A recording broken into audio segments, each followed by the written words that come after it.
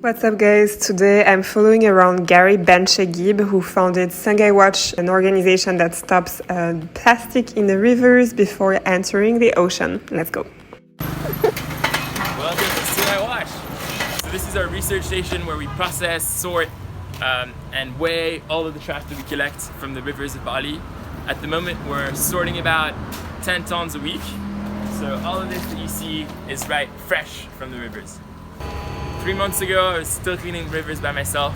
Now we're full company with about 30 people. 30 people. Just in the midst of COVID, I think people got really excited about going outdoors. They were on lockdown. They didn't know what to do. It's been amazing to see this movement grow week by week. All this is found in rivers. Wow. Yeah. What's like the most random thing you've ever found? We found a lot of dead animals, which is always, not the most pleasant thing to see. The rivers are seen in media as garbage dumps in Indonesia. So we find anything, literally. Couch, bed spring.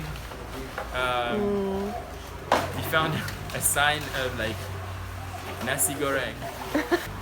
So most of this trash here comes from our partnership with the government to clean Bali before it reopens. So this is the famous aqua cups in Bali. People use them in ceremonies.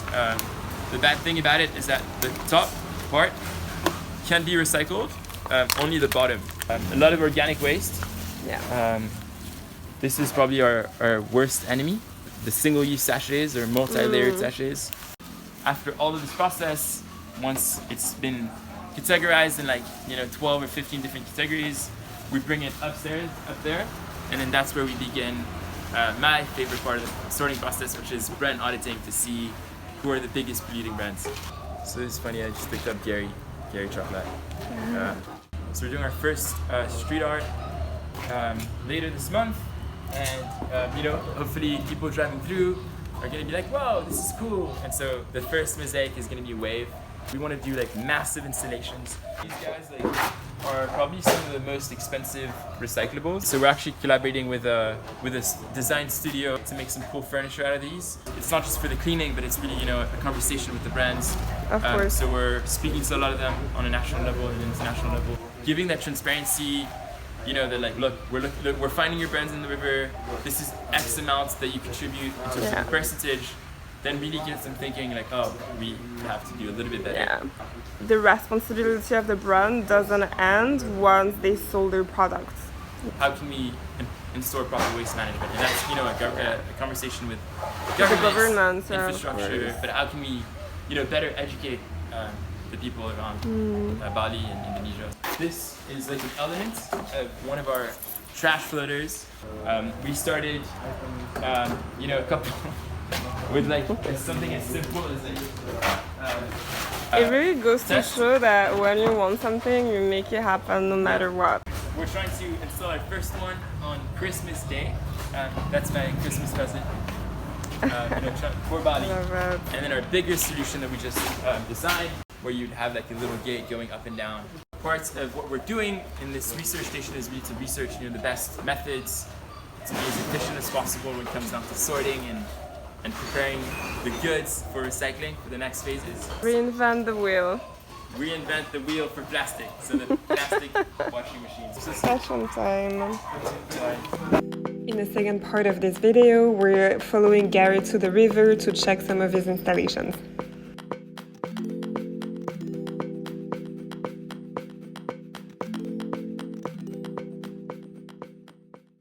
Why do you care? I guess, growing up on the island of Bali and, seeing once the very pristine beaches that Bali has, I guess, that really got me thinking. And then, seeing over the years the mass development on top of that, this consumption habit that we've had, and plastics are literally our beaches becoming filled with plastics, really got me thinking about what can we do. Rivers are the perfect connection point that connects life on land and the ocean. Back in the days, people would swim. I keep on thinking about the expedition that I did 3 years ago down the most polluted river in the world, and you see the impact that humankind has had on our planet. That you can't take that away from you. So If everybody can You can't experience, unsee, yeah. if everybody were to experience the cheetah room, I think we would be in a very, very different position. And whenever it rains, I have nightmares of these plastic rivers. I think about my little babies, all these nets breaking or whatnot. So we have to be on the field. River cleaning is a 24/7 mission. There is no resting. So here, this is the ultimate worst of the worst. This is fully sachets and whatnot.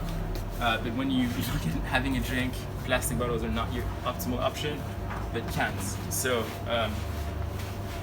taking cans, they have a high value. They can be fully recyclable. So this is what you choose. Draw one. So we wanted adventures, we got adventures. We got stuck in the mud with the car on our way back from a river.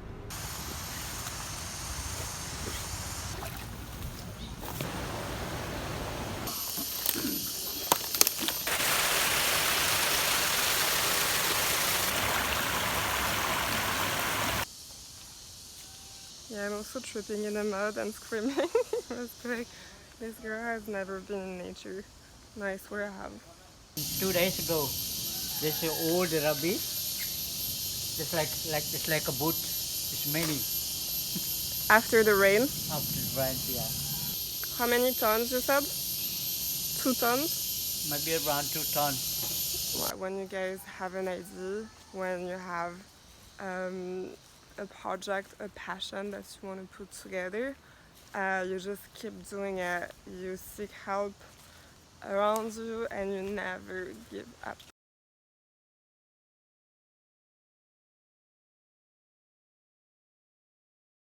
Thank you guys for watching. Make sure to hit the like button below, comment and subscribe if you feel like it, and I'll see you next week for more adventures with people that are following their passion and living unapologetically.